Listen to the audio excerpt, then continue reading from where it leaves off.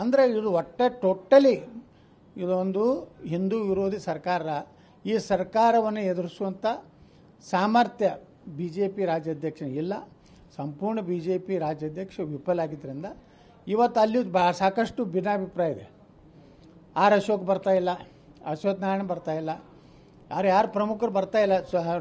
ಶ್ರೀರಾಮುಲು ಬಂದರೆ ಸುಮ್ಮನೆ ಕಾಟಾಚಾರಕ್ಕೆ ಬಂದು ಹೋಗ್ತಾರೆ. ಅಂದರೆ ಎಲ್ಲರಿಗೂ ಬೇಜಾರು ಏನಿದೆ ಅಂದರೆ ಈ ವ್ಯಕ್ತಿಯ ಒಂದು 60 ಗಾಡಿ ತೊಗೊಂಡು ಬಂದರೆ ಅದು ಎಷ್ಟಾಯ್ತು ರೀ?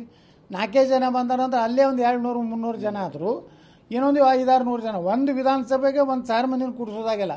ಯಾವನೋ ಒಬ್ಬ ಭೂಪ್ ಹೇಳಿದ್ದ ನಮ್ಮ ಜಿಲ್ಲೆಯಲ್ಲಿ 150 ವಾಹನಗಳನ್ನು ಬಿಡ್ತೀನಿ, 10,000 ಜನ ಬರ್ತಾರಂತೇಳಿ ಒಂದು ವಿಧಾನಸಭೆದ್ದು. ನೀವು ಎಲ್ಲ ಕುಡಿದ್ರು 1,000 ಜನ ಸೇರಿಸಿಲ್ಲ. ಹಾಂ, ಸಿಟಿಯವ್ರು ಬರುವುದಿಲ್ಲ ರೀ. ಸಿಟಿಯವ್ರಿಗೆ ಭಾಳ ಅವರು ಜನ ಎಲ್ಲ ಅಭಿವೃದ್ಧಿ ನೋಡ್ಯಾರ, ಸಿಟಿಯಲ್ಲಿ ಒಳ್ಳೆ ಕೆಲಸ ನೋಡ್ಯಾರ ಮತ್ತು ಸುರಕ್ಷಿತದಾರ ಹುದ್ದೆಗಳು. ಅದರಿಂದ ಏನಾಗಿದೆ, ಹೊರಗಿನವ್ರು ಬಂದರೂ ಸಹಿತ ಕಾಟಾಚಾರಕ್ಕೆ ಬಂದಾರೆ. ಅಂದರೆ ಇದು ಒಟ್ಟೆ ಟೋಟಲಿ ಇದೊಂದು ಹಿಂದೂ ವಿರೋಧಿ ಸರ್ಕಾರ. ಈ ಸರ್ಕಾರವನ್ನು ಎದುರಿಸುವಂಥ ಸಾಮರ್ಥ್ಯ ಬಿ ಜೆ ಪಿ ರಾಜ್ಯಾಧ್ಯಕ್ಷ ಇಲ್ಲ.